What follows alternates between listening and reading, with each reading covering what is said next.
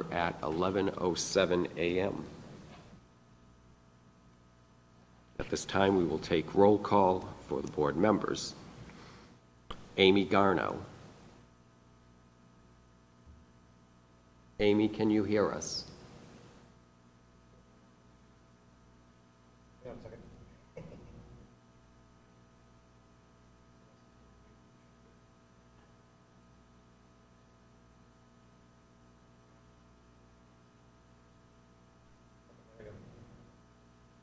Amy, can you hear us? We can't hear you. We cannot hear you. Because I was on mute. Okay, there you are. Thank you. So we're doing roll call. So are you present with us this morning?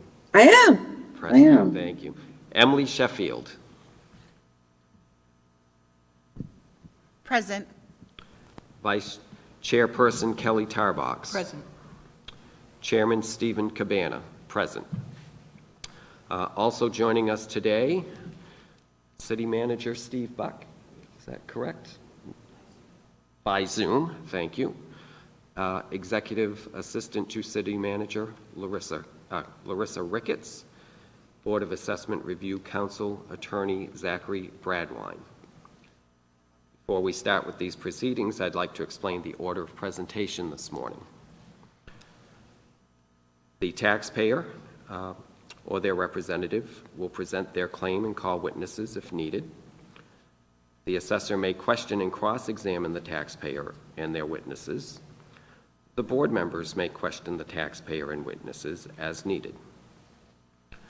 Then the assessor will explain the assessment, valuation methods they relied on, background, etc., and may call their witnesses. The taxpayer or representative may question and cross-examine witnesses of the assessor. The board members may question the assessor or the assessor's witnesses as needed. And then the taxpayer or their representative will be allowed to cross-examine the assessor. If there's a board member who has a conflict of interest in this review today, I would ask that you state so now. There's being none, all board members will be participating this morning. I do ask that all parties, including board members, not interrupt others' presentations of information, and that anyone who may have a cell phone on to please turn it off at this time so there's no disruption. Right. With that, we will ask Mr. Meggs to step forward. I believe, Mr. Meggs, that may be on mute, so if you just hit the button and if you got a green light, you will have... I believe it's working. Can you hear me? Yeah, it should be on already.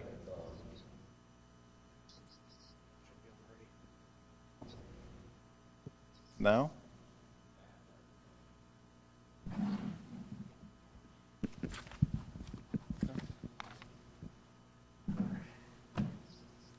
So here we are again. Good to see you. Thank you for your time.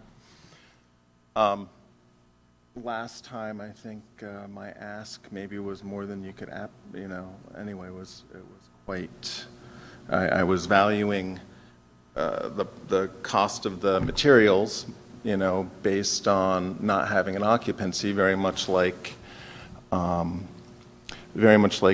properties at the airport are valued. That it's just they don't own the land, so the value of the materials are basically what the assessment is, which is what I thought would be fair and reasonable.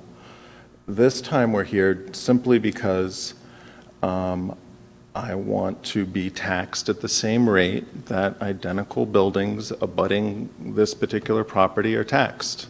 There's one north, and then there's Island Ave. They have the same square footage. They have actually more units. This property has 9 units. They have 12, so they have more income. And their tax rate is 25% less. We're at roughly $800,000. They're at $600,000. And so all I want is to not be discriminated against by Sanford and Sanford management and be treated fairly or have this property be treated fairly. There were improvements to the property 12 years ago that the assessor in my discussions feel add value. I think the depreciation schedule for those improvements would probably have expired by now. I'm not sure if it goes longer than 7 or 10 years for depreciation of improvements.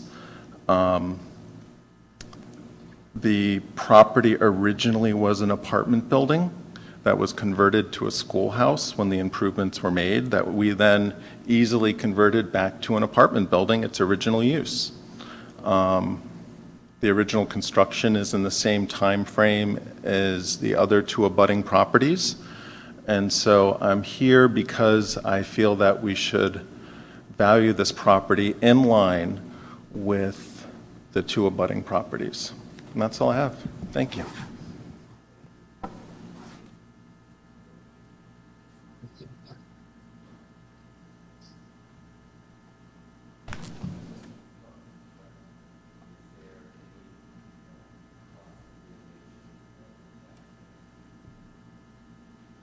Not at this time.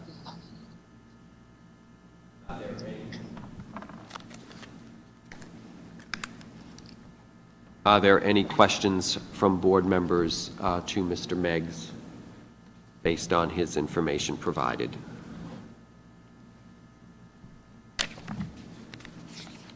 And Amy, if I don't look up towards you, feel free to speak in if you are looking to say something. Okay, I'm good for now. Thank All you. right, thank you. I just have a clarifying question. Okay. Mr. Meggs, it's correct that your 9 units, it looks like you said they include the heat, electricity, so they include utilities. Correct. That's all I had. Thank you. I have a question as well, Mr. Meggs.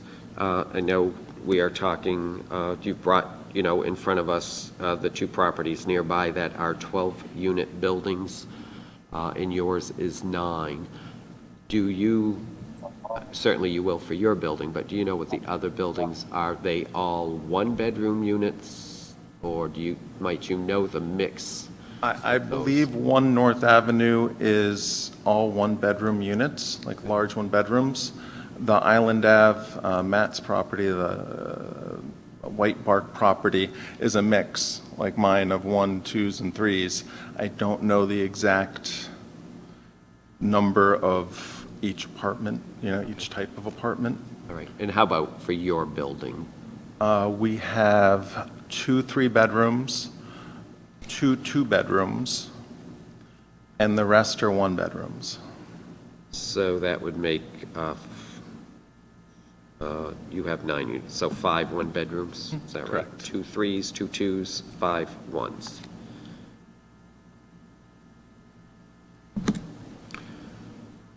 Vice Chair, did you have any questions? Not at this time, thank you. Thank you. Mr. Thompson, we'd ask that you present your information. Sure. Let me introduce myself. My name is Ben Thompson. I'm the city assessor for Sanford, Maine, as of day 14 right now. So relatively new. So as you understand, I'm stepping right into the middle of this one. I believe you have the packets that I put together, so you could follow along. In my packet, I have provided a list of attachments and exhibits, which you should also have included, so the exhibit 1 through 9. I just wanted to touch on the overall appeal process in accordance with Title. I can make notes. But thanks.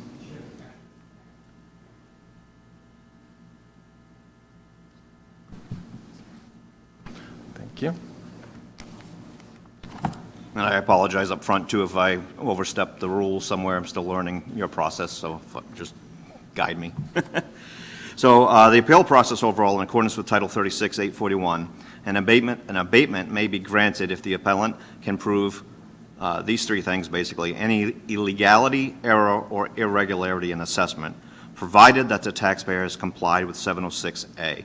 So Title 36, 706A basically allows the assessors to ask for additional information to be able to come to a conclusion during the abatement period. I'll just make note real quick here that that letter did go out from the previous assessor with no response from the applicant. In accordance with Title 36, 843, an applicant may apply in writing to the Board of Assessment Review within 60 days after receiving notice of decision if a requested abatement has been denied by the assessor, or when due to inaction by the assessor, the application is deemed to have been denied.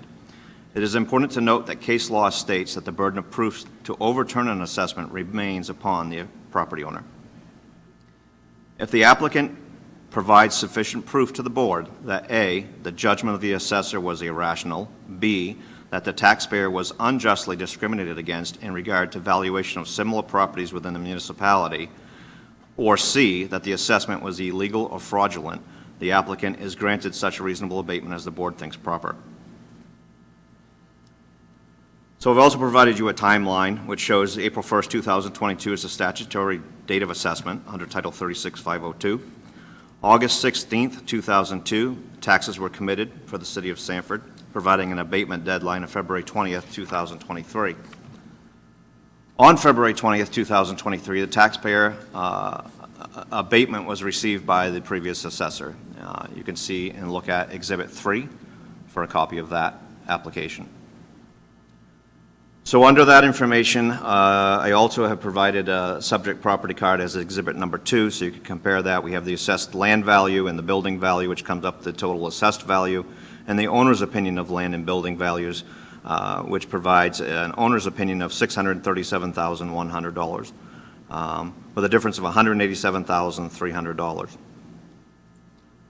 On March 1st, 2023, we have an assessor letter to the taxpayer under Title 36, 706A requesting additional information, to which there was no response.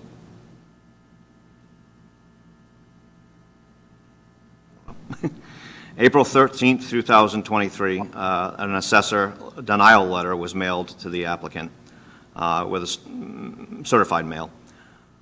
And then that brings us to June 5th, 2023, the Board of Assessment Review application was received by the city, and July 18th, today, we are here for the hearing. So my summary would be the assessment of the subject property is an 8+ unit residential property, as identified as a 9 unit. While Maine law requires that the assessor separately record the land and building value for each parcel of real property, it is the total assessment that must be used as the basis for comparison of similarly situated properties. The owner of the subject property is recorded as Small Blue Penguin LLC as of April 1st, 2022. The assessment of land and all improvements is to the owner of the property. The land assessment consists of 0.12 acres with 5,050 square feet as the primary buildable lot.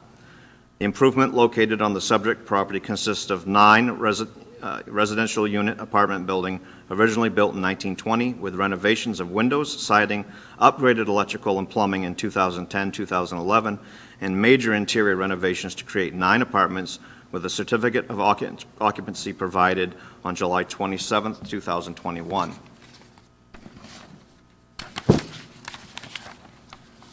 The 2022 assessed values were calculated from cost tables within the computer-assisted mass appraisal CAMA software, adjusted by the previous assessor and established as of April 1st, 2022.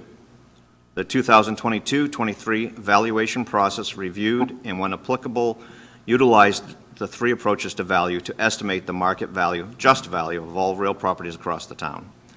The 3 approaches to value authorized by Maine statute are the sales comparison approach, the replacement cost approach, and the income analysis approach. The replacement cost approach estimates the replacement cost new of the improvements less depreciation. Depreciation is subtracted from the cost new as physical obsolescence, a measurement of condition from use, wear and tear, any possible functional obsolescence, and economic obsolescence when appropriate. The replacement cost new less depreciation replacement cost new less depreciation of the improvements is then added to the cost to purchase equivalent land for a total estimate of value. All mass appraisal valuations are based upon the cost approach as an industry standard, and that is how they are kept in the CAMA system. The income analysis approach estimates a property's value by capitalizing the income stream. This approach is applicable to this property and would be used as a secondary check of valuation. Third would be the sales comparison approach, estimates market value by comparing similar property sales to the subject property. The applicant has submitted claims of an alternative valuation for the subject property. The former assessor requested additional information to be provided by the applicant to support his valuation under the authority provided to the municipal assessors through Title 36, 706A. Again, you can look at Exhibit 4 for that information. As revealed in the former assessor's letter of denial to the applicant, no response was provided to the assessor in the form of an appraisal of the subject property, income and expense reports for the subject property, income and expense reports for the applicant's comparable properties, or any form of comparable property analysis to support his claim of overvaluation. That letter can be found as Exhibit number 5. Upon review and preparation for this appeal, as a new city assessor, I am confident that some form of valuation fee appraisal was performed within the last 2 years, as implied by the 2 mortgages given to Kennebunk Savings Bank by the applicant, totaling $865,000. You can see both of those from the Registry of Deeds as Exhibits 7 and 8. In conclusion, the cost tables established within the assessor's database, the CAMA, are created based upon the various types, styles, grades, age, and other factors that may be individual to a parcel. These cost tables are standardized and used to establish equitable valuations for similar properties within a municipality. That would be the major differences between fee appraisal and mass appraisal. Some factors that may influence a variation to the standardized cost tables from one valuation of one parcel to another similar parcel would include the age of the structure and the condition of the structure, which would directly affect the depreciation applied to the improvements on the parcel. Ensuring correct measurements of the sketched improvements on the property card is a valuable way to also ensure the accuracy of the parcel's assessed value. These elements were not addressed by the applicant and are deemed correct according to the information gathered by the previous assessor by means of physical inspections performed during the late spring and early summer of 2021. It is my opinion that the applicant has not demonstrated that the judgment of the assessor was irrational or unreasonable. The applicant has not shown that the subject property is substantially overvalued nor being inequitably assessed when compared with other similar properties. The applicant did not respond to the previous assessor's request for additional information to support an alternate valuation, nor has the applicant provided any information that shows the taxpayer was unjustly discriminated against in regard to valuation of similar properties within the municipality. It is my opinion that the applicant has not proven that the town's assessment to be manifestly wrong, irrational, unjust, or inequitable. The applicant has also failed to show that the April 1st, 2022 assessment was fraudulent, dishonest, or illegal in any manner.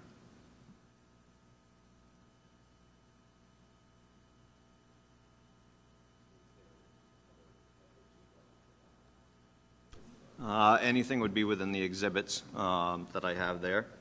Yep. Very well written, Ben. Mr. Meggs, is any questions or cross-examination Sure, I mean, of just the a assessor?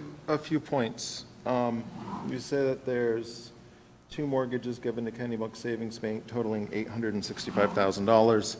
The mortgages are for this property and a second property, not just for this property. And the first mortgage is $780,000, and so that was for this property with the construction loan. We're way under the construction budget, plus a duplex, 2 bougie, which had a valuation of about 300 and something thousand. So if you read further into the mortgage documents, you'll see where it's for 2 properties.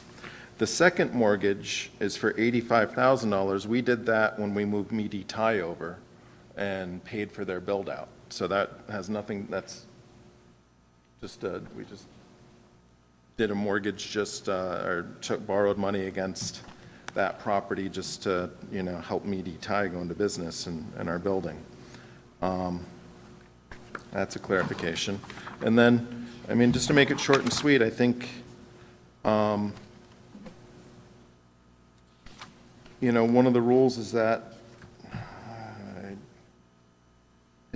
the property should be in line with similar properties, and I clearly do not feel it is in line with similar properties that are abutting, two properties that are abutting this property. And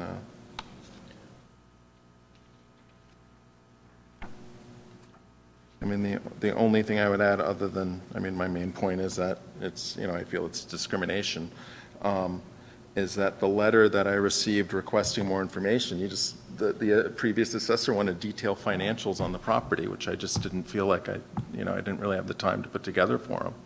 And I didn't feel like really was necessary to have, my year-end 2022s for this property for the assessor to do their job properly.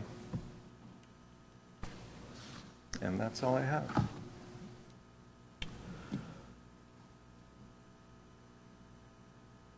Are there any questions of the assessor from the board?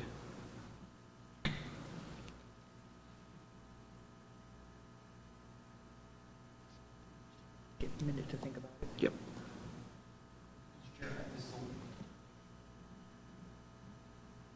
There we go. Mr. Chair, this is a little unusual. I just have a quick question, actually probably for both parties, if I may. Absolutely. And it may help clarify some of the history here. I know Mr. Thompson's only been on the job for a couple of weeks. In the denial letter from the former assessor, I think it's Exhibit 5 to your submission. At the bottom of that first page, the last sort of full paragraph, it's the discussion about the 706A, and it says, recites basically what the 706A requested, and then the last couple sentences there are, you sent an email on March 30th referencing the taxpayer sending the email, presumably, saying that you had received the 706A request letter, and then restated your abatement reasons. No definitive information has been provided by you or any representatives regarding the 706A request. And I guess my question for both parties, maybe with the assessor first, is I know you've only been on the job for a couple of weeks. Do you have a copy of that email? Are you aware of that? So I do not have access to the former assessor's email at this point in time. However, the packet that was put together, it was not in there. Yeah, that I remember anyway. I will apologize that I don't have that memorized, but I don't think it was in there. And there was no other additional information, even if there was, to show that he had provided any additional information, appraisals or anything. Mr. Meggs, you don't have a copy of that email with you? Not printed with me. I could pull it up, I'm sure. That's all, Mr. Chair. Thank you. Thank you.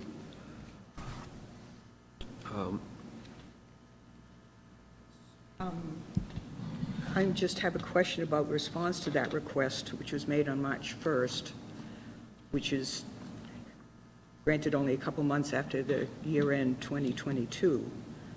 But I would have hoped that if this would bolster your case, that it would have been worth the while to take the time to provide that information, since it is kind of an important factor with regards to enabling the assessor to accurately and fairly do his job. So I'm a little disappointed that we don't have that additional information, which might give us a little more of a basis on which to. Well, when I spoke with the assessor about that, because, I'm still working on my 2022s, so I, hope to finish in the next couple of weeks. When I spoke to the assessor about that, he said, well, if you don't want to provide the information, I'll just go with the market rates for rent and utilities.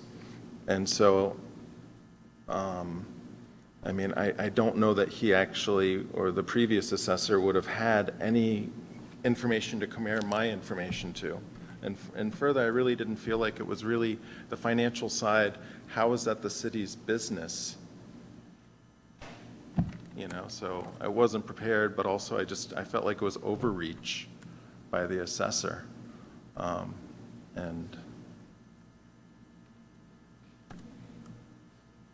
I have a question for Mr. Thompson. which you may or may not be able to respond to. In the assessors summary page, which I think is page 3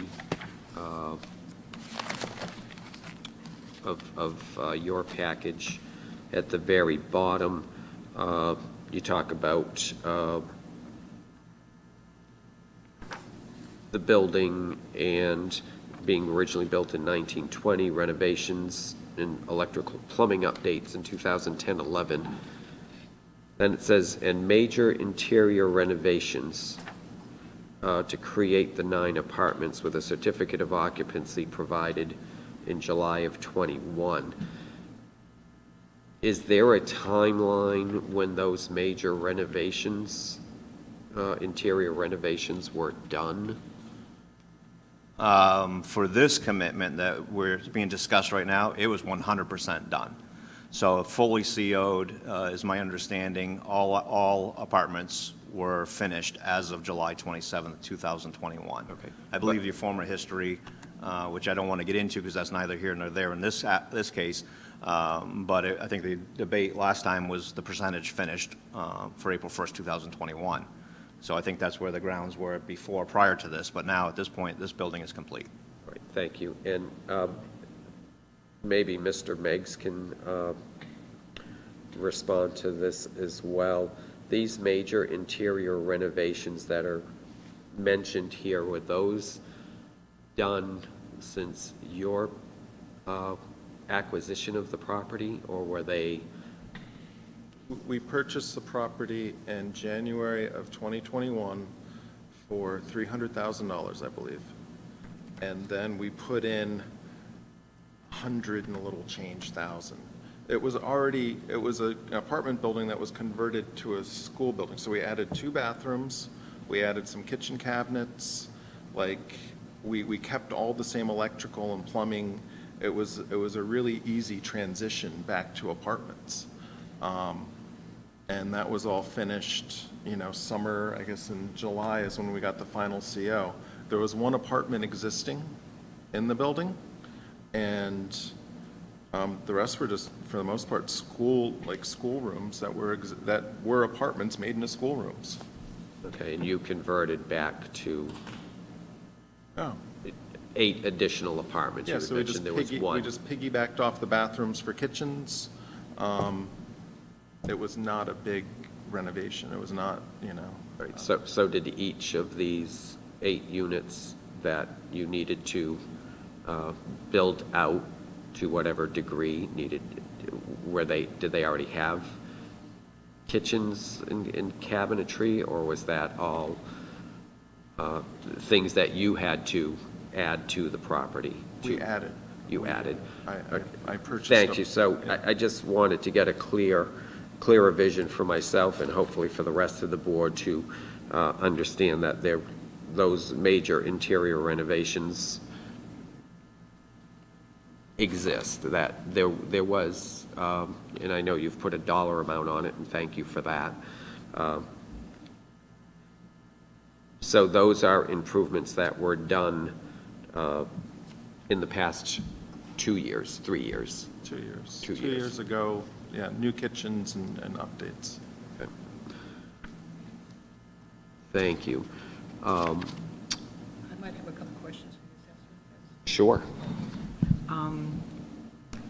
One of the factors you, of course, take into consideration when doing an assessment would be the condition of the different properties, so how recent they might have been upgraded or improved, amenities such as parking, space, that sort of thing. And I had a question about the sales comparison approach, the 3 approaches. And so, obviously, the income analysis approach is off the table in this case, since no corroboration was provided to enable you to use that method, correct? Sales comparison and replacement cost would be the 2 probably major venues for you to conduct an assessment. In your estimation, would either of those processes, as far as you can tell, corroborate the existing evaluation? So I would probably, just to clarify, the two approaches, the value out of the three that I think would support each other the best for this property, obviously is going to be the cost approach, number one. Number two would be the income approach. And number three would be the sales approach, would be probably more difficult, to actually back up any of this information, especially specific to this one property. Very well could be. I didn't see any of that evidence necessarily specific to this property, but in the overall adjustments that the former assessor made, he would have looked at that. Lacking the evidence specific to this property, specific to this case, as a double check, any information that we would have requested under 706A from the applicant for income, which the assessor does have every right to ask for. I mean, I joked with people that the assessor has the right under that to ask the colonel for the formula of the chicken, but it is confidential. So if the applicant does have that concern, they can always mark the information confidential and it doesn't go outside. But I just want to make that clear. But that would be more of a second check specific to that property.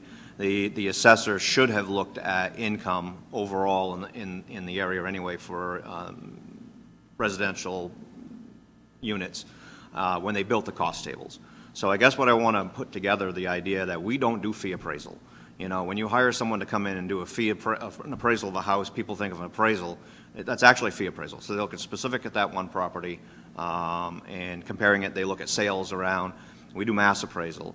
So we got one other element that we have to look at is equity across the board. So the previous assessor should have looked at rents from the area, as the applicant has mentioned that supposedly, I wasn't there in that conversation, the previous assessor said, well, if you don't provide me the information, then I'm going to look at the area rents. Should have already done that when they built the tables, and I'm not sure if maybe that conversation, that's the way that went. The situation where any applicant provides this information, it's as a double check, because the standard that the applicant has to prove right now for comparable properties that he's being improperly assessed is that he would be 10% outside that range, 10% in this case higher than the other similar type properties. And similar type properties, yes, would be the same thing that you had mentioned, condition. The tables are built in the system, the land tables, the replacement cost tables, but the things that would be for similar properties, but the things that would change that would be under depreciation, would be age, condition, remodel codes. If you just recently had a remodel, those would be directly affecting individual properties. And, to the untrained eye, maybe skewing the numbers a little, but it's not. We have to keep track of those things. Otherwise, people that don't have betterments within their property are paying the taxes for somebody that does. So more recent improvements might be held to more a higher valuable standard than a renovation done 15 years ago. Correct.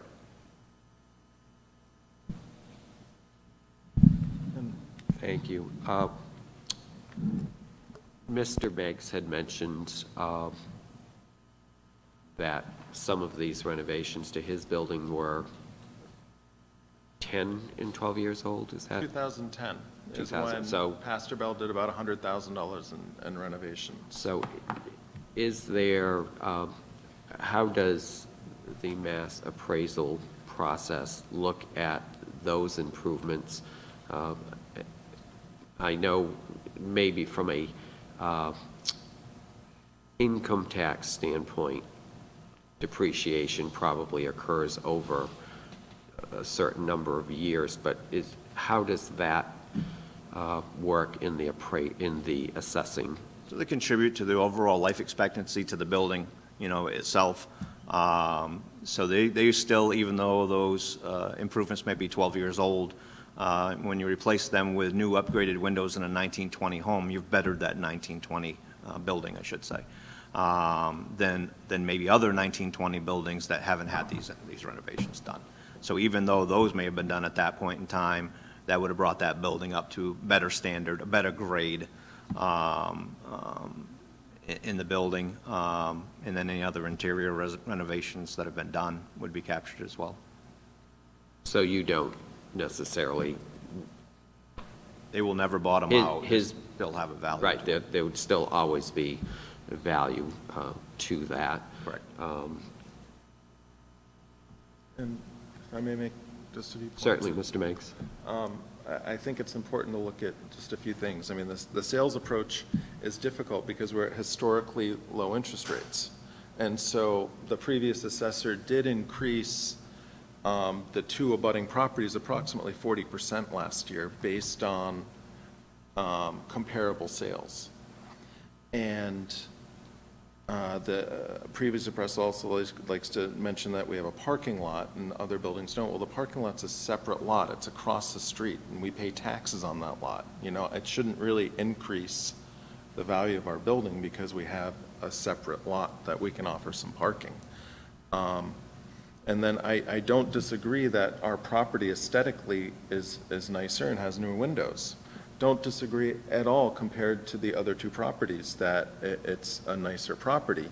I just feel that the other properties having more units, they make more money, and so it should balance out. You know, where we are nicer aesthetically and have improved the area with what we've done, the other buildings make more money. And, you know, they charge their units more, their tenants more to live there because we include everything and they don't. Figures that can corroborate that. Well, but because you don't didn't- have you their didn't- fig- you You don't didn't have- provide any of those figures to us. But you don't have their figures either, so you We don't know couldn't- that we don't, because we're not looking at their properties. They may very well be available to the assessor if the other property owners have provided that information to him. Well, I would say there's more than a 10% discrepancy between the properties, and I think a 25% reduction or approximately reduction is fair and reasonable for this property. And what led you to that number of 187,300? Because it's in the ballpark, you know? It's still more than what the other properties are valued for, but we do know they have more units, which means they would be making more money. And if you care to share this with us, do you charge more rent for a three-bedroom versus a one-bedroom? A three-bedroom is 16 and approximately, and that includes everything, and a one-bedroom, we have one person paying 800, and those are new rents. Like the people we had who moved in originally, rents have gone way up, but we haven't raised their rent. So a one-bedroom, we have some people paying 900, we have some people paying 1,000. The two-bedroom, we have one person paying 1,200, and the other one paying 15. I mean, it's all over, you know? So, and I know you may not know this information, I certainly do not. I think you had mentioned 1 North Avenue were all one-bedroom units. So although they are more units, if they were using a similar formula to you for charging for rents, might they not be collecting as much rent as you are? You would be getting more money for all one-bedrooms because you get you know, one-bedrooms get more, so a one-bedroom is, let's say, 1,000, a two-bedroom's going to be 1,200 or, you know, or 1,300. It's not going to be that much more than a one-bedroom. So I would say they would absolutely be making more money on all one-bedrooms. Because there are 12 units. Yes. But we don't have any evidence to support that belief, your opinion. Is that correct? I don't You have their you- financials. okay. I All right. just know, I mean, you can look at what the HUD rate is, or the Section 8 rates for apartments, and kind of and that's what I thought the assessor was doing, to kind of get in the ballpark, you know, and that's the whole point for me. I just feel this is out of what is fair and reasonable. And this isn't really, my understanding from the rules is, on your side, from what I've read, some of the paperwork, is this isn't like a definitive yes or no. It's, oh, okay, well, we think that you, and the same with the assessor, we think that, you know, it should be this much less, but maybe not what I'm asking for. You know, it's not, and correct me if I'm wrong, but it's more fluid than just a yes or no. I'm going to defer to counsel on that particular question, please? When a taxpayer comes before board and seeks an abatement for overvaluation, the taxpayer has to prove first that the assessment is manifestly unjust, that there's some fundamental error in the assessor's methodology. The taxpayer also has to prove, however, that the taxpayer's theory about what the assessed value should be is correct, that that is the actual number that the assessed value should be. This board, any board of assessment review doesn't have the power to independently calculate or come up with assessed value. It's either the assessment or the taxpayer's number, yes or no, essentially. Okay, thank you for that clarification. And the first paperwork I did, I guess, the abatement paperwork, the assessor could then write in what they felt a reasonable abatement was. And so I thought that gave fluidity to this process. I'll clarify that the assessor at the initial abatement request stage does have the power to have a dialogue with the taxpayer and sort of determine if an abatement is appropriate or not. But once it moves to this stage, the board doesn't have that independent authority. Okay. Thank you for clarifying. Are there any other questions of the board?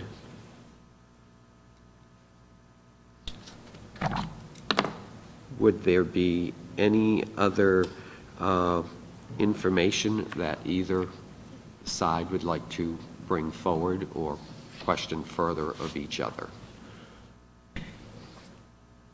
Not at this time. With that, we will close the hearing. Is that the correct avenue? Yeah.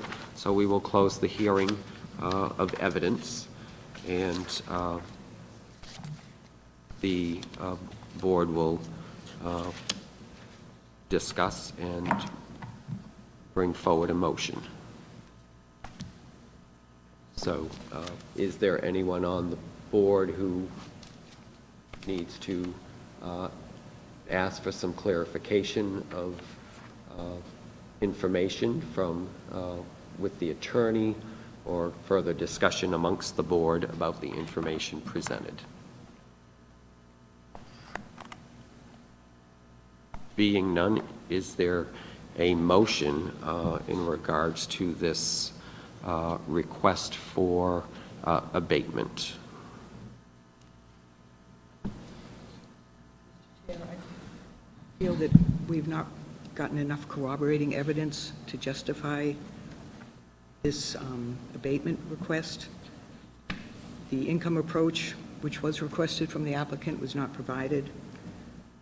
I don't feel that it's been shown that the assessor acted in bad faith or maliciously. I find that he made a finding, an assessment based on sound principles and in good faith and based on his many years of experience. So I don't think that this application merits approval. Is that a motion? No, more the comment. Okay, thank you. I just wanted to weigh in before anybody else made any comments or motions. All right, thank you. Any other comments? Sorry. I would say I would have to agree. It would have been really, really helpful for me, for you to have responded with the 706A with the income, especially since it's outlined very clear that is one of the three approaches. I was trying to do some basic math in my head, but if I had that last bucket of information, that would have been super helpful for me, and would have helped me make a more well-rounded decision.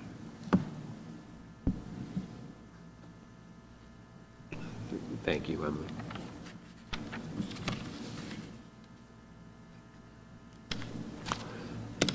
Amy, did you have any comments?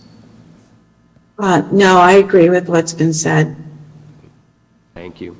I also agree with the other board members, in that the evidence provided doesn't show to me that the assessor, and I want to just find the right words here, so bear with me.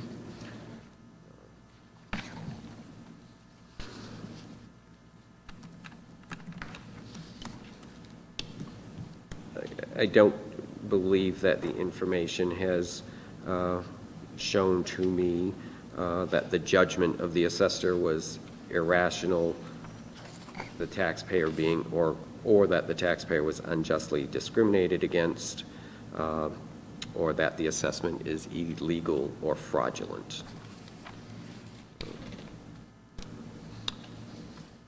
If there are no other comments, is there anyone who'd like to make a motion on this abatement request? Mr. Chair, if I may? Yes, please. I might suggest breaking this down into a couple different pieces.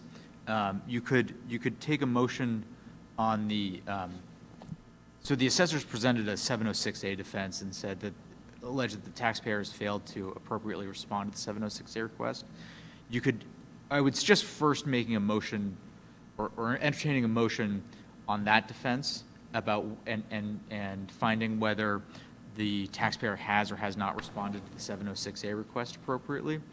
And then regardless of the outcome on that, I would then move to the substantive issue under the appeal, which is, did the taxpayer present evidence to demonstrate the assessment was manifestly wrong? And just two separate motions there, they sort of inform each other, but I just suggest breaking it down that way. Thank you. Is there anyone who would like to make a motion in regards to the 706A? Correct me, please, if I'm phrasing it Title. incorrectly, but I would make a motion to find that the applicant did not respond to the 706 request from the assessor, and should not be used as any sort of basis for any further findings. That's fine.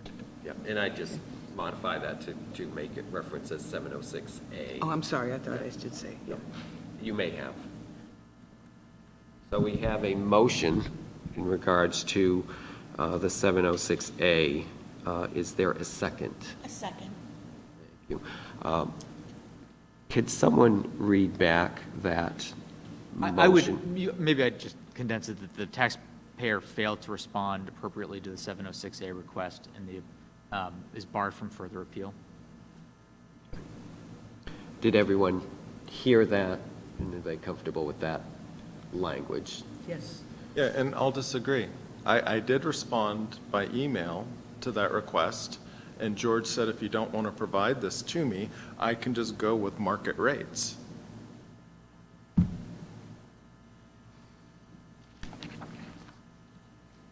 And so, That's an issue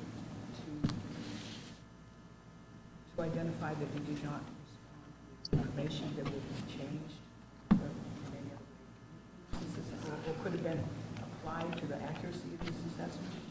I would limit it to, I would suggest limiting it to, did the taxpayer respond to the 706A or not, essentially?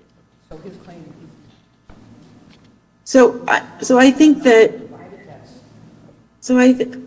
I think in that regard, it's a he said, she said thing. Taxpayers saying they responded, the assessor saying they didn't respond. So does the taxpayer have proof that they sent the email? Could you clarify for me exactly what your response was again? I'm looking through my emails right now. Oh, my response to you or my response to George Green? Yeah.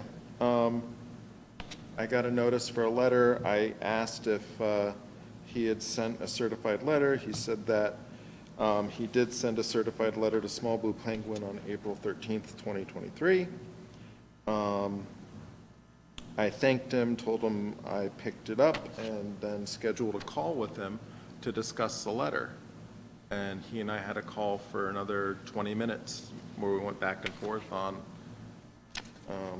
that probably would have been later, and this email was April 27th, so probably beginning of May, we had a call where we went back and forth, and the resolution, because I was not going to provide information at that time, was that he was just going to use market rates, which I thought would be fair and reasonable. Okay, wait a minute, I'll make notes.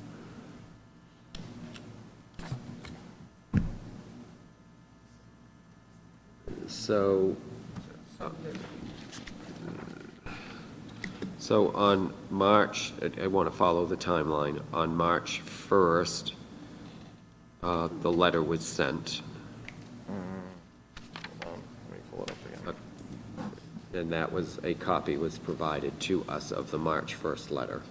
On April 24th, I emailed George asking if he sent a second letter with his decision, because I'd been away and I got a letter. On April 27th, he replied that he sent a letter to Small Blue Penguin on April 13th.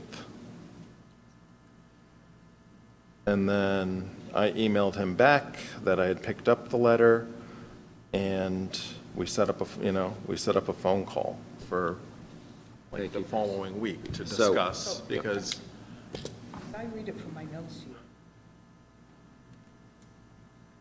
the assessor can ask for, or ask the taxpayer to comply with section 706-A, which specifically occurs when the assessor asks for additional info. And Mr. Meigs just said that in his response to Mr. Green, he said he was not going to provide that information. So to me, that's, So, if it, yeah, go ahead. if a reply is no, is that still a response? I would like to read one paragraph from a letter of April 13th to Small Blue Penguin from, I'm going to assume it's from Mr. Green. Yes, it is. It states in the body of this, on March 1st, 2023, a 706A letter was sent to you by certified mail requesting any additional information to support your abatement request statements comparing the financials of your property with the other comparable properties.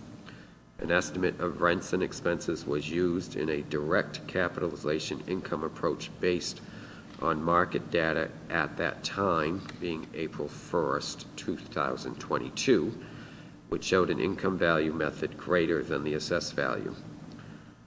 You sent an email, I'm taking that to mean Mr. Meigs, sent an email on March 30th stating you had received the 706A request letter and then restated your abatement reasons. No definitive information has ever been provided by you or any of your representatives regarding the 706 request. And I believe in the original letter of March 1st, it indicated the information being requested and it was due no later than March 31st. And I believe in, And if I may chime in, no reflection on Ben, but my experience with Mr. Green was very difficult because every time I tried to pin him down on one methodology, he would move to another, and with dates. I mean, it was very frustrating trying to work with him, and I just felt like providing this, I have no problem working with Ben and providing this information now, after looking at his work and seeing how he operates. But with Mr. Green, I just felt like anything I gave him, he would flip around to use against me. And it was just, just not what I believed would be fair and reasonable, or how I would, he put me off from trying to work with him because of the way he would regurgitate whatever I gave him, if that makes sense. I mean, it just was. was it your testimony earlier that you declined to provide the information requested of you on March 1st, other than an email to state that you had received the letter. Yeah, I spoke with Mr. Green, and in that discussion, I declined to provide that information because he gave me the option of using market rates. And that was a conversation you said was in late April or early May? April, early May. Early May. We emailed end of April, and the conversation was early May. So based on that information, I still believe that there was a failure to provide the information by March 31st through your own knowledge that you did not speak with him until May. Is that, Timeline seems accurate. thank you.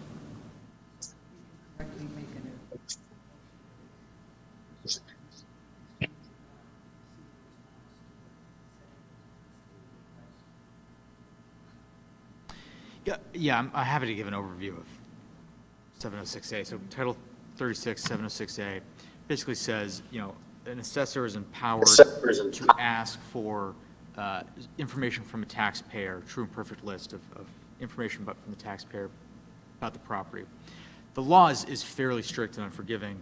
It requires taxpayers to respond to the 706A request within 30 days, or within 30 days, ask for an extension of an additional 30 days. If a taxpayer responds and says, well, I don't have this information, it doesn't exist, that's probably a qualifying response. If a taxpayer responds and says, I don't want to provide it, that is probably a failure to sufficiently respond to the 706A. Taxpayers, in all situations, are obligated to furnish that information to the assessor, and can do so and mark that information confidential, so that the assessor is obligated to just keep it to him or herself and not share it with anyone else. But that's maybe beside the point. So there is a 30-day deadline to either respond sort of substantively to the 706A request or ask for another extension. I've seen no evidence of an extension.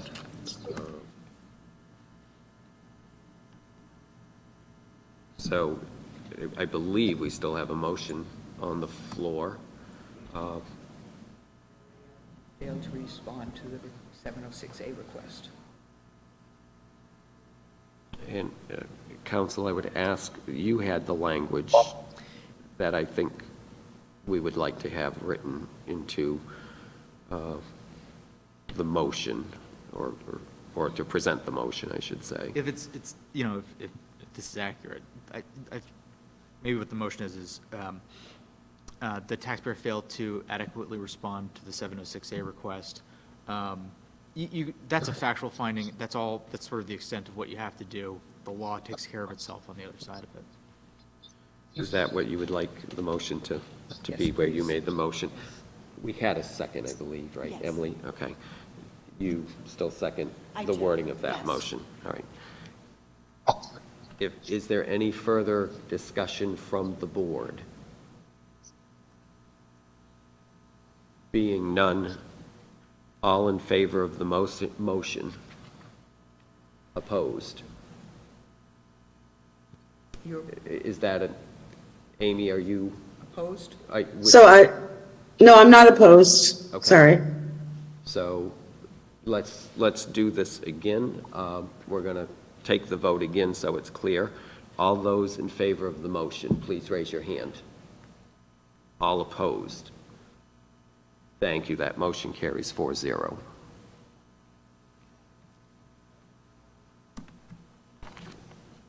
So now we can I would address the, I would make a finding on the substantive issue about the appeal.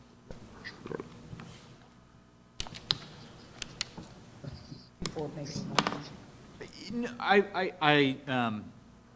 Well, I think I've heard discussion about the substance of the appeal. If someone is prepared to make a motion, you can. You don't need to have further discussion, but you certainly can if you want to. But if somebody's ready to make a motion on the substance of the appeal, you can do that now if you like. is there any further discussion about the substantive information of this appeal, which is the request for the abatement. Is that yes? Thank you. Is there a motion?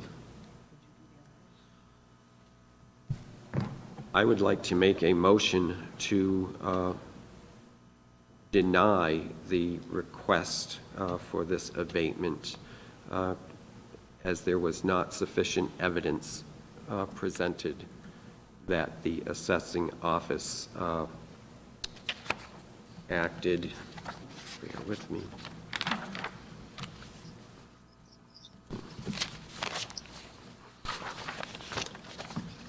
So again, my motion is that the abatement be denied as the applicant did not provide sufficient proof to this board that the judgment of the assessor was irrational, that the taxpayer was unjustly discriminated against in regard to valuation or similar properties, and that the assessment was illegal or fraudulent. None of those burdens were proved. So that is the motion. And is there a second? I will second that motion. We have a second. Any further discussion from the board? Being none, all in favor of the motion, please raise your hands. Those opposed? Oh, there was a little delay there, Amy, so I'm not sure which way you voted, so I'll ask. I'm not opposed. Okay, so. My hand was raised. Okay, so we'll just do it again formally so everyone can see that. All in favor of the motion as presented, please raise your hands. All opposed? Thank you. That motion carries 4-0. Thank you both for your time today. Mr. Chair, if I may. Yes. So I'm happy to write up this decision and send it all back to you. You do have to have, under the board's rules and procedures, the decision has to be finalized basically within 10 days of today. I can get you a decision before the end of the week or by the end of the week, but then you would need to hold another meeting just to adopt the decision and to make sure that it's accurate. And for you, Mr. Chair, to sign it. Okay. And does that meeting have to be held in all It could be held together? remotely. Remotely? Yep. Okay. It could be held remotely. You could sign it sort of immediately thereafter here at the town office, and then the town office will send it to the taxpayer. Okay. So could we, but all of us would need to be At the Zoom meeting. yes, together. That's right. That probably would be the quickest method to handle that for all of us, because it's probably going to be a 5 or 10 minute Yeah. process most likely, and we'll be able to see the language in advance. So Yes. Yep. we can certainly, if there's something that seems incorrect, we can, address it. So Should we all get in touch with Larissa and let her know we're available, or let her schedule something and we? I think it worked best last time when Larissa just sent us some options.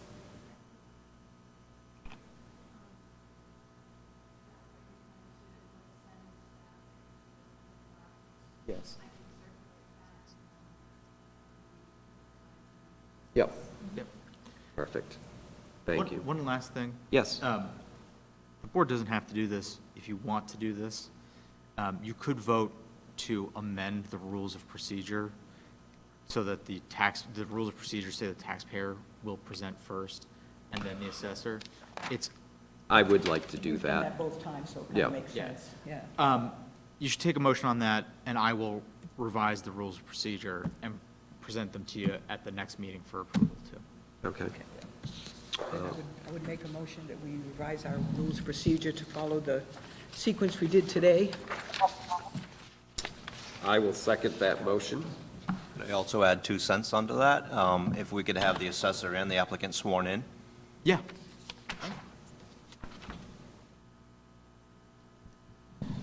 Any further discussion about this motion for the change in procedures? Being none, all in favor, please raise your hand. All opposed? Motion carries 4-0. I believe our business here is complete, so I'd seek a motion to adjourn. So moved. We have a motion to adjourn. A second? Second. We've got a second. All in favor of adjourning, raise your hands. I'm going to take that as, thank you. Thank you, Amy.